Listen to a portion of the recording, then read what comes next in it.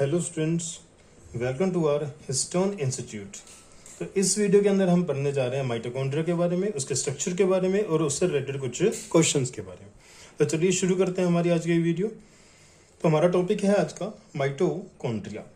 देखिए, माइटोकॉन्ड्रिया के सबसे पहले हम स्ट्रक्चर देख लेते हैं। तो माइटोकॉन्ड्रिया होता है वो क्या होता है, वो एक डबल मेम्ब्रेन बाउंड स्ट्रक्चर होती है। ये ब्लैक में जो मैंने आपको शो करी किया है आउटर मेम्ब्रेन, क्या है ये आउटर मेम्ब्रेन, और इसको हम बोलेंगे इनर मेम्ब्रेन। क्या बोलेंगे इसको हम इनर मेम्ब्रेन बोलेंगे, राइट। अब ध्यान से देखिए, तो जो माइटोकॉन्ड्रिया होता है, अगर मैं उसकी लेंथ की बात करूं तो उसकी लेंथ क्या होती है 1.0 से 4.1 माइक्रोमीटर के बीच में। अगर मैं उसकी विड्थ की बात करूं तो उसकी विड्थ होती है 0.2 से 1 माइक्रोमीटर, और जिसकी हम एवरेज वैल्यू ले सकते हैं 0.5 माइक्रोमीटर, राइट। और एक डबल मेम्ब्रेन बाउंड स्ट्रक्चर होती है, एक होती है इसकी इनर मेम्ब्रेन और दूसरी होती है इसकी आउटर मेम्ब्रेन। देखिए, आउटर मेम्ब्रेन को आप यहाँ पे डायग्राम में देखिए, आउटर मेम्ब्रेन क्या है, स्मूथ है। आउटर मेम्ब्रेन कैसी है, स्मूथ है। और इनर मेम्ब्रेन क्या है, इनर मेम्ब्रेन के अंदर आपको यहाँ पे क्या देखने को मिलेंगे, इनर मेम्ब्रेन के अंदर आपको यहाँ पे फोल्ड देखने को मिलेंगे। क्या देखने को मिलेंगे, यहाँ पे आपको फोल्ड देखने को मिलेंगे, जिनको हम क्या बोलते हैं, क्रिस्टे। जिनको हम क्या बोलते हैं, इनको हम क्रिस्टे बोलते हैं, इनको हम क्रिस्टे बोलते हैं, राइट। ठीक है। अच्छा, इन क्रिस्टे से क्या होगा, जितने क्रिस्टे ज्यादा होंगे उतना इस मेम्ब्रेन का सरफेस एरिया ज्यादा होगा, और सरफेस एरिया ज्यादा होने से यहाँ पे एटीपी का फॉर्मेशन ज्यादा होगा। एटीपी का फॉर्मेशन क्या होगा, ज्यादा होगा, राइट। उसके अलावा देखिए, दोनों मेम्ब्रेन्स के पास अपने अपने एंजाइम होते हैं, और दोनों के पास जो एंजाइम है वो डिफरेंट टाइप के होते हैं, राइट। इसके अलावा अगर हम बात करें कि आउटर और इनर दो मेम्ब्रेन होने की वजह से इस पूरे स्ट्रक्चर के अंदर दो कंपार्टमेंट्स बनते हैं। एक होता है आउटर कंपार्टमेंट और दूसरा होता है इनर कंपार्टमेंट। आउटर कंपार्टमेंट क्या है, देखिए ये आउटर मेम्ब्रेन है, ये इनर मेम्ब्रेन है। दोनों मेम्ब्रेन के बीच में ये वाली जो स्पेस है, दोनों मेम्ब्रेन के बीच में ये वाली जो स्पेस है, इस स्पेस को हम क्या बोलेंगे, इंटर मेम्ब्रेन स्पेस। देखिए, इंटर क्या होता है, इंटर होता है किसी दो के बीच में। तो यहाँ पे दो मेम्ब्रेन है और दोनों मेम्ब्रेन के बीच में एक स्पेस है जिसको मैं क्या बोलूंगा, इंटर मेम्ब्रेन स्पेस।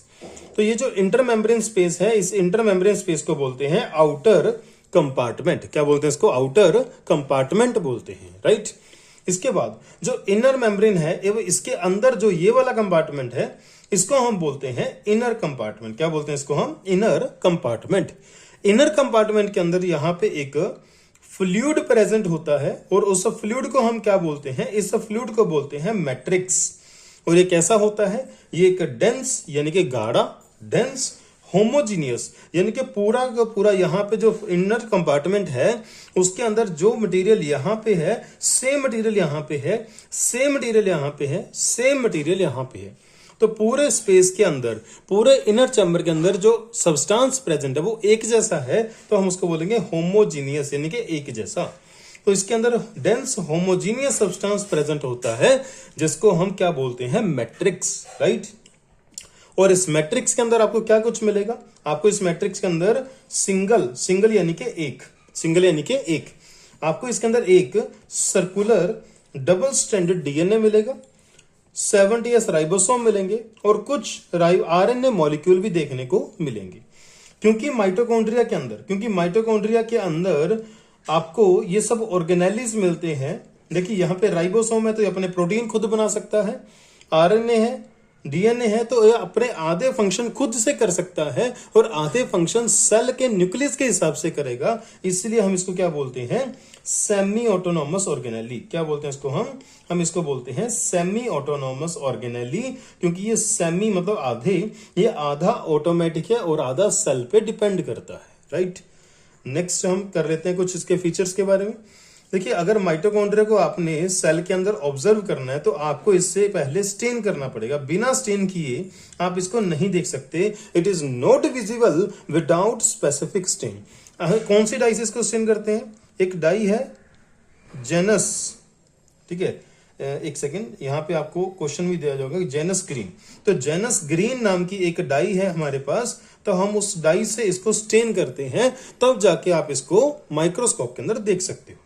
उसके बाद देखिए अलग अलग सेल का जो फंक्शन होता है वो अलग अलग होता है। अलग अलग सेल का फंक्शन क्या होता है, अलग अलग होता है, राइट। तो किसी सेल को एनर्जी की रिक्वायरमेंट ज्यादा होती है, किसी सेल को एनर्जी की रिक्वायरमेंट क्या होती है, कम होती है। तो एनर्जी की रिक्वायरमेंट कैसी है उसके हिसाब से सेल जो होता है उसके अंदर माइटोकॉन्ड्रिया का नंबर प्रेजेंट होता है। तो जो सेल है जिसको जिसको जिस सेल को एनर्जी की ज्यादा रिक्वायरमेंट होती है उसके अंदर माइटोकॉन्ड्रिया का नंबर ज्यादा मिलेगा। ओके, देखिए माइटोकॉन्ड्रिया का जो शेप होता है और जो साइज होता है ये दोनों क्या होते हैं, वेरिएबल होते हैं। अलग अलग सेल के अंदर माइटोकॉन्ड्रिया का साइज और शेप आपको क्या मिलेगा, अलग अलग मिलेगा। ठीक है, इसीलिए मैंने आपको साइज की जो बताया एग्जैक्ट वैल्यू नहीं बताई, मैंने आपको रेंज बताई है, रेंज, राइट। जनरली आपको ये सॉसेज शेप या फिर सिलेंड्रिकल शेप में मिलेंगे। अच्छा, माइटोकॉन्ड्रिया जब मल्टीप्लाई करते हैं तो कैसे करते हैं, बाइनरी फिजन से करते हैं। ये एंडोसिम्बायोसिस करते हैं, यानी कि जो यूकैरियोटिक सेल होता है, ये यूकैरियोटिक सेल मान लो क्या है, ये हमारा यूकैरियोटिक सेल है। तो ये यूकैरियोटिक सेल के अंदर रहते हैं, यूकैरियोटिक सेल के अंदर रहते हैं और ये सेल को एनर्जी प्रोवाइड करते हैं और सेल इनको रॉ मटेरियल प्रोवाइड करता है। तो ये सेल के अंदर सिम्बायोसिस करते हैं, तो हम इनको बोलेंगे एंडो सिम्बायोसिस शो करने वाले, राइट। और ये एटीपी प्रोड्यूस करते हैं और एटीपी को हम बोलते हैं energy currency of the cell. Mitochondria को और क्या बोलते हैं, power house of the cell, क्योंकि ये सेल को पावर यानी कि एनर्जी प्रोवाइड करता है। इसके अलावा सेल के अंदर होने वाली एरोबिक रेस्पिरेशन जो होती है वो कहां पे होती है, वो होती है माइटोकॉन्ड्रिया के अंदर, राइट। तो ये था हमारा माइटोकॉन्ड्रिया के बारे में कंप्लीट टॉपिक। सिर्फ 2 स्लाइड्स, एक ये स्लाइड है, एक ये स्लाइड है। आप इन दोनों स्लाइड्स को अच्छे से जो स्टडी कर लें तो आपका कोई भी क्वेश्चन इसमें नहीं अटकेगा। तो इससे रिलेटेड कुछ क्वेश्चंस ट्राई करते हैं। Which of the following stain is used to observe mitochondria. Mitochondria को ऑब्जर्व करने के लिए हम कौन सी स्टेन यूज करते हैं, जेनस ग्रीन यूज करते हैं। नेक्स्ट है हमारे पास, which of the following cell organelle is known as power house of the cell. Power house of the cell किस ऑर्गेनेली को बोलते हैं, माइटोकॉन्ड्रिया। किसको बोलते हैं, माइटोकॉन्ड्रिया को। तो आंसर आएगा B option. Next, the inner membrane of the mitochondria forms a number of folding. जो इनर मेम्ब्रेन होती है वो क्या बनाती है, वो नंबर ऑफ फोल्ड बनाती है। ये आउटर मेम्ब्रेन है और जो इनर मेम्ब्रेन होती है वो ऐसे करके बहुत सारे फोल्ड बनाती है।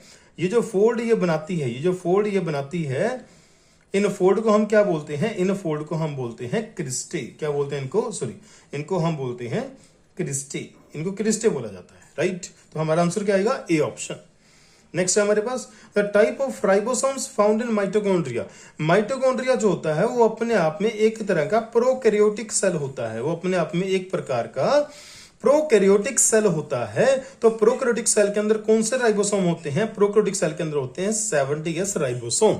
तो इसीलिए हम कह सकते हैं कि माइटोकॉन्ड्रिया के अंदर आपको कौन से राइबोसोम मिलेंगे, 70S, और हमारा आंसर आएगा सी ऑप्शन।